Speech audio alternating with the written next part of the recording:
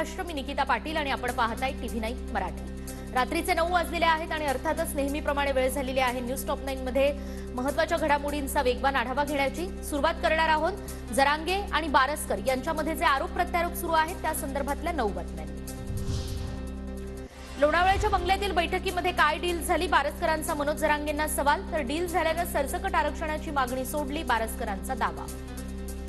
आरोप होता ह्या माणसावर तो अपारदर्शकतेचा होता। लोणावळ्याच्या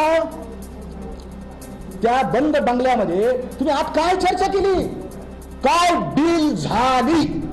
लोणावळ्याच्या सभेमध्ये आतमध्ये जी गुप्त मीटिंग झाली ना बंद दाराच्या आड, त्याच्यामध्ये सरसकट शब्द सोडून दिला।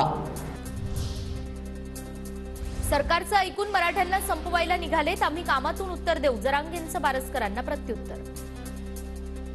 त्याचे असले भंगार लोकांची उत्तर द्यायला मी मोकळा नाही। मला राज्यात इथं मराठा समाजाचा निर्णायक लढा आहे, याला न्याय द्यायचे। सरकारचं ऐकून मराठा संपवायला उगाच निघालो होतो विनाकारण, काही कारण नसताना त्याला सगळं कारण त्याच्यावर उत्तर द्यायला मी मोकळा नाही।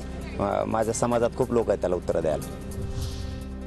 मनोज जरांगेंवर पुण्यामध्ये 420चा गुन्हा दाखल, हिम्मत असेल तर अब्रू नुकसानीचा दावा कर, मी कोर्टात पुरावे देतो, अजय बारसकरांचं जरांगेंना खुलं आव्हान।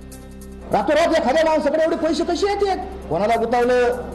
माझ्यावर आरोप केले, संभाजी राजांच्या नावाखाली पैसे खाल्ले आणि तुझ्यावर 420चा गुन्हा दाखल आहे पुण्याच्या डिस्ट्रिक्ट कोर्टात। मुख्यमंत्री आणि आरोग्य मंत्र्यांच्या जवळचा माणूस षडयंत्र रचतोय, जरांगेंचा गंभीर आरोप। उद्या निर्णायक बैठक, काय षडयंत्र सुरू हे सांगणार असल्याचाही इशारा। पाठबळ आहे म्हणून तो नाटक करायला लागलाय, त्याला थांबवा नसता ते तुमच्या जीवावर करतोय असं इकडे येऊन सांगायला लागलाय, तुमच्या जीवावर करतोय असं जनतेत येऊन सांगायला लागलाय। आमच्या पाठीशी ही आहेत 2 जण असं सांगायला, आरोग्यमंत्री आणि मुख्यमंत्री असं सांगायला खेड्यापाड्यात। उद्या सकाळी 11 वाजता इथे अनेक सत्याचे बॉम्ब फुटतील, उद्या जरांगेंचा बुरखा फाडला जाईल, उद्या 11 वाजता वेगळे लोक पत्रकार परिषद घेतील, अजय बारसकर यांचा दावा। इथं सत्य बाहेर पडणार आहे, पत्रकार परिषद होणार आहे, पण ते घेणारे लोक वेगळे आहेत आणि ते जरांगेविषयी सत्यता मांडणार आहेत। मराठा आंदोलनादरम्यान कुणाच्या घरात जाऊन भाकरी खाल्ली, अजय बारसकरांचा मनोज जरांगेंना सवाल। 18 दिवसाचं आंदोलन चालू होतं, तू रात्री कोणाच्या घरात जाऊन दूध भात खात होता, दूध भाकरी खात होता? माझ्याकडे रेकॉर्ड नाही का?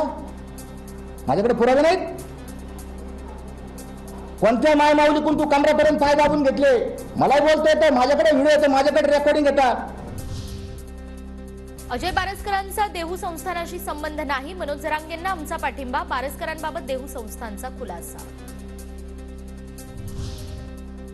छत्रपती संभाजीनगरमध्ये समृद्धी महामार्गावर मराठा आंदोलकांचा रास्ता रोको, सरकार विरोधात जोरदार घोषणाबाजी, रस्त्याच्या दोन्ही बाजूला मोठी वाहतूक कोंडी। मनोज जरांगेंच्या आवाहनानंतर सोलापुरात मराठा आंदोलकांकडून रास्ता रोको, सोलापूर रत्नागिरी राष्ट्रीय महामार्ग रोखून धरला, मराठा समाजाला ओबीसीतून आरक्षण देण्याच्या मागणीसाठी आंदोलन।